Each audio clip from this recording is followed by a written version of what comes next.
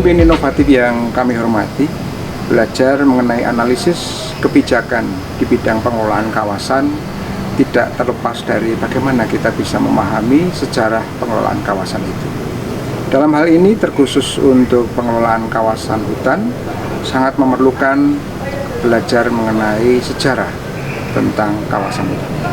Rekonstruksi sejarah tanah kehutanan akan dilengkapi dengan bagaimana kita bisa memahami naskah kartografi di tanah kehutanan. Berikut kita akan lihat yuk mengenai belajar bersama tentang rekonstruksi tanah kehutanan.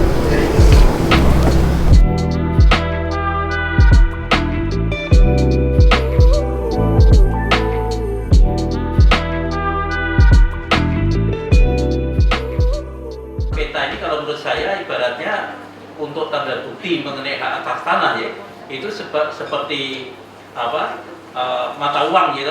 Artinya sebelahnya itu data-data yuridis, sebelahnya data peta lapangan. Jadi antara data yuridis dengan data lapangan bisa klop. Itulah saya kira sangat berperanan kalau dalam bidang pertanahan, tapi kalau dalam bidang kehutanan mungkin untuk menentukan berapa luas hutan yang dikelola, manajemennya bagaimana.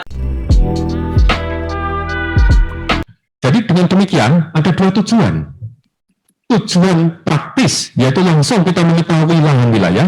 Yang kedua, tujuan legal untuk penegasan hak lewat peta. Ini yang penting, ya.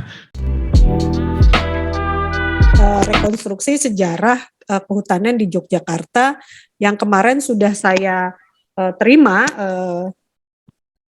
contoh-contoh arsipnya, di mana saya menganalisa bahwa tujuan dari pembuatan naskah akademik ini adalah bagian dari program kerja Dinas Lingkungan Hidup dan Kehutanan.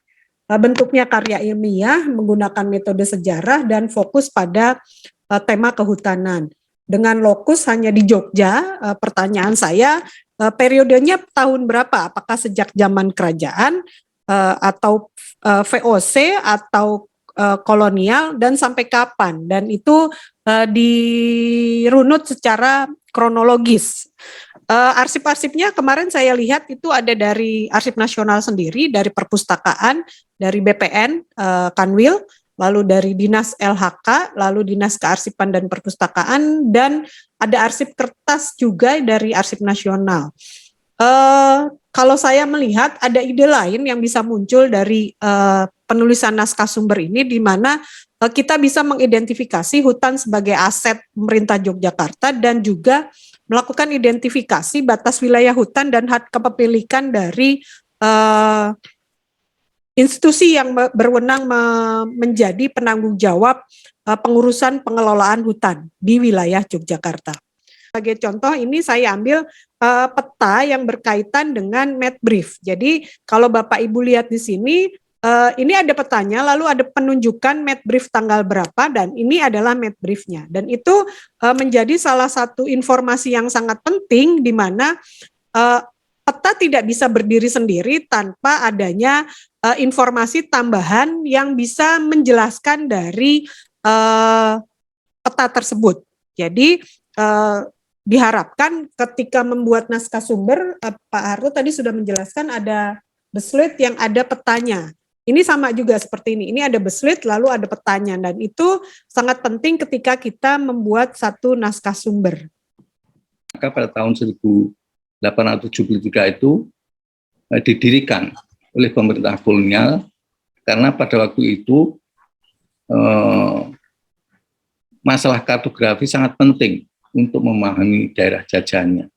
Nah, oleh karena itu, yang akhirnya bahwa tepat sekali forum grup diskusi ini tentang naskah sumber kartografi hutan Yogyakarta ini telah mempunyai inisiatif untuk mengumpulkan dan menerbitkan naskah-naskah sejarah hutan Yogyakarta agar dapat digunakan sebagai suatu dasar untuk menyusun kebijakan dalam menetapkan untuk menjaga ekologi wilayah, baik hutan produktif maupun hutan lindung oleh Yogyakarta dapat lebih kondusif dan untuk sumber bukti sejarah.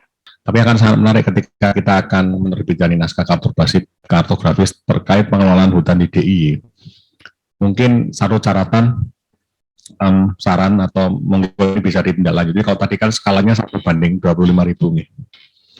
Ya, teknisnya. Tapi sebenarnya kalau saya cermati, saya juga pernah menemukan 105.000, 110.000 pun ada. Artinya yang pernah kita lakukan untuk tanah AB waktu itu dengan Mbak Soraya waktu itu 105.000 yang sumber yang kita pakai. Siapa tahu kalau ini ada, ini akan apa ya, menjadi penguat juga, karena kalau lebih detail ini kita nanti kaitannya akan melakukan reclaiming, akan melakukan persoalan itu akan lebih mudah. Satu. Kemudian yang kedua, nah ini yang menarik tadi ada ketika ada kata-kata peskaking gitu ya. Kemudian ini kalau saya tarik mungkin nanti ada kaitannya kalau nanti kita ketemu dokumen terkait dengan ini tematiknya ya, tematik informasi yang ada di wilayah tersebut. Misalkan di beberapa lokasi, misalkan dulu kalau beberapa studi Gunung Kidul itu waktu itu kalau dari studi hanya terkenal dengan jenis fikus-fikusan misalkan. Nah, kita kan concern di situ ya. Kemudian kalau dulu wilayah kota Yogyakarta ini babat alas beringin, kan berarti beringin, kira-kira seperti itu. Nah, apakah data-data itu mungkin juga bisa include ketemu dalam hal ini, sehingga akan memudahkan nanti ke depan ketika kita akan kalau merekonstruksi hutan itu kan sebenarnya salah satunya kan opsinya apakah kita akan mengembalikan ke ekosistem yang dulu ya. Dimana kalau dulu sebenarnya kenapa Gunung Kidul jadi seperti tahun 1960 kan ada ceritanya ya, itu tiba-tiba juga seperti itu. Tapi jauh sebelum itu kan hutan lebat kalau di Gunung Kidul waktu itu. Kota Jogja, kemudian bahkan ada kata wilayah nama Timoho, setelah saya tahu juga Timoho sendiri juga itu nama pohon. Artinya kan ini banyak sekali yang perlu kita cari hal-hal yang menarik seperti ini untuk bisa kita merekonstruksi Jogja di masa lampau itu seperti apa, sehingga kita bisa membuat ke depan itu akan menjadi seperti apa.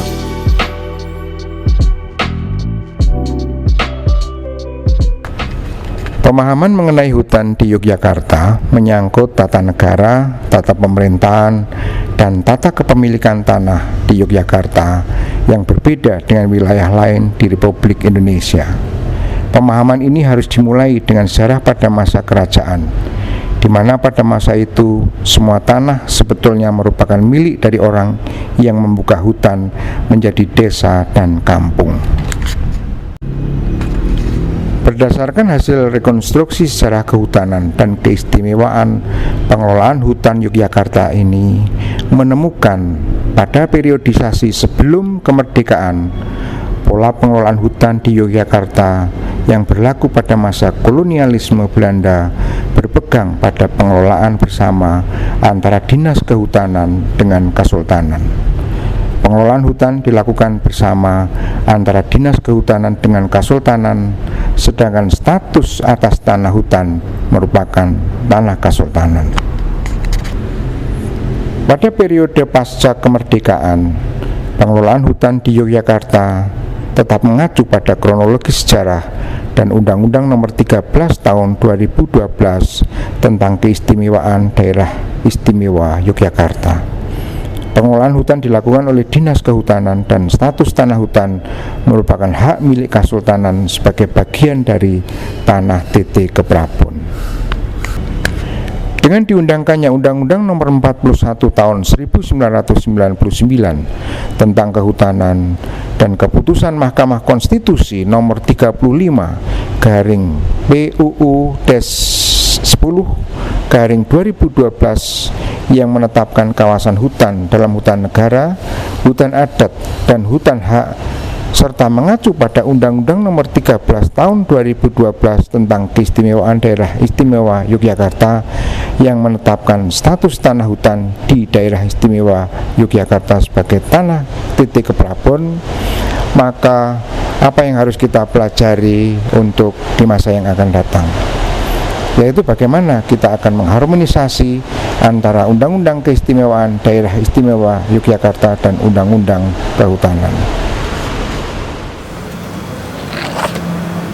Demikianlah acara kita diskusi bersama mengenai rekonstruksi sejarah tanah kehutanan. Semoga bermanfaat bagi kita semua. Salam inovasi.